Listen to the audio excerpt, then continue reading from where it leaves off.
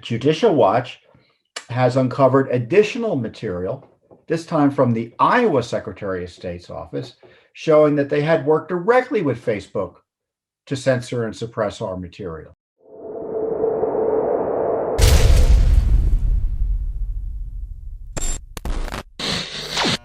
If you were watching me last week, I went through with you the new documents Judicial Watch uncovered from the California Secretary of State's office, a government entity, showing that it had successfully worked with big tech and pressured big tech, Twitter, Facebook, which owns Instagram, Google, which owns YouTube, to censor Americans' postings related to the election, and including Judicial Watch and yours truly, specifically a video I had posted or Judicial Watch had posted featuring me, one of our weekly update videos. They censored it. They took it down thanks to pressure from the government. And you can bet when you scratch beneath the surface here, you're going to find that behind the censoring of Donald Trump. Because every time elected officials of the left talk about censorship or big tech, they complain big tech isn't censoring enough and want them to censor more. So this isn't a private issue where the private companies can do whatever they want. A, that's not true as a matter of law, in my view, or either under Section 230 or any other rubric of law that governs these groups, these big tech platforms. But now we know it's not true literally in the sense that the government's been behind some of the censorship. And now Judicial Watch has uncovered additional material, this time from the Iowa Secretary of State's office, showing that they had worked directly with Facebook to censor and suppress our material. We had criticized Iowa around the time of the Iowa caucuses about having dirty election rolls. Now, the Iowa Secretary of State's office, which is controlled by a Republican, is a Republican. He was furious and said that we were putting out false information. It wasn't false. So they were disputing our numbers. And the funny thing is, we said it was this dirty, and they said, well, it's only this dirty. You know, it's not much of a difference even between Judicial Watch and the Iowa Secretary of State, and they were pretending that they could keep names that had were no longer active on the rolls forever, it looks like. So, I mean, that's neither here nor there. They have a right to object to a statement by Judicial Watch. A reporter calls up the Iowa Secretary of State's office. They say, well, we dispute those numbers. This is what we think the numbers are. That's fine. But to take the next step and to go to a platform and say, we don't like what Judicial Watch is saying, we think it's wrong, and you should take it down, and then they take steps to actually do that, that raises significant new legal and constitutional issues. And it raises legal issues not only obviously for the government entities involved, but for the companies that conspire with these government entities to deprive Judicial Watch and yours truly of their God-given First Amendment rights. And you think it's just about the right to free speech? No, no, no. The First Amendment covers other rights, and it's related to even to the Trump speech, or the Trump ban, where the allegation is that the rally itself was illegal and improper and illicit.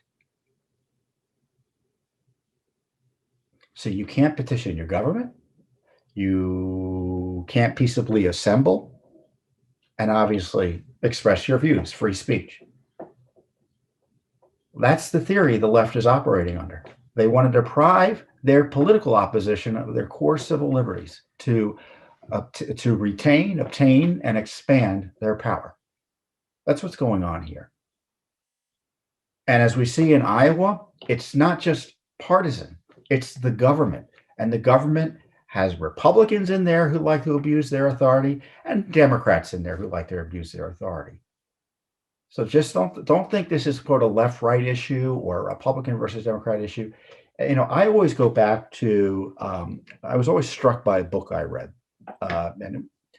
by the late Judge Bork, who was wrongly denied a seat on the Supreme Court by Joe Biden and the radical left.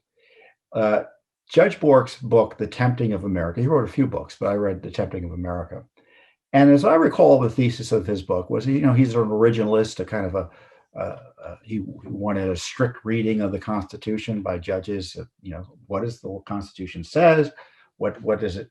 What did it mean to the people who wrote it? And that's how it should be applied.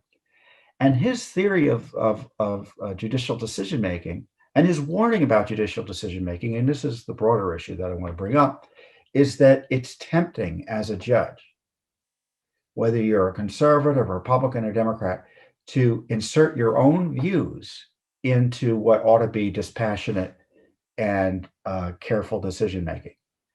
So it's tempting for no matter who's in power to abuse their authority and say, well, I'm just doing this in the public interest, or I'm doing this because the law requires it, or I'm doing this because I think it's the right thing, as opposed to saying, let's take a step back, figure out what the first principles are, and let's apply them in all cases.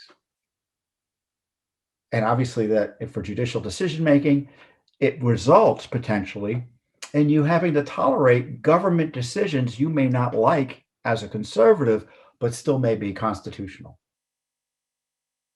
Or laws that are pretty stupid that still may be constitutional. It's like Joe Biden's executive orders. Many of them are objectionable and lawless. Others are objectionable, but within the law. And just because you don't like what a politician is doing, or just because you don't like what a citizen is doing, it doesn't mean you should abuse your power to suppress their speech or their rights.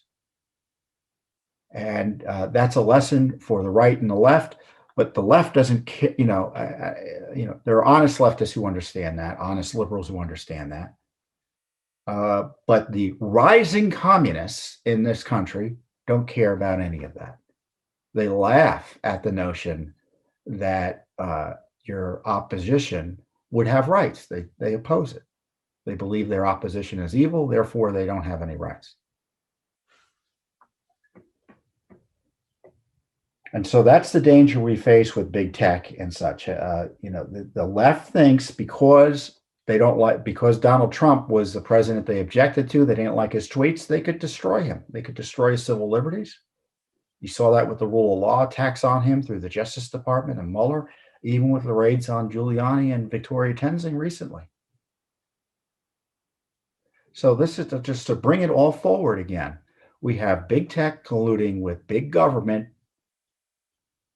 to engage in big censorship.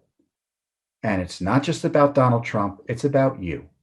Because if Judicial Watch can't communicate with you thanks to censorship, if Donald Trump can't communicate with you thanks to censorship, if other individuals can't communicate with you thanks to censorship, it's your speech and your right to know that's being curtailed.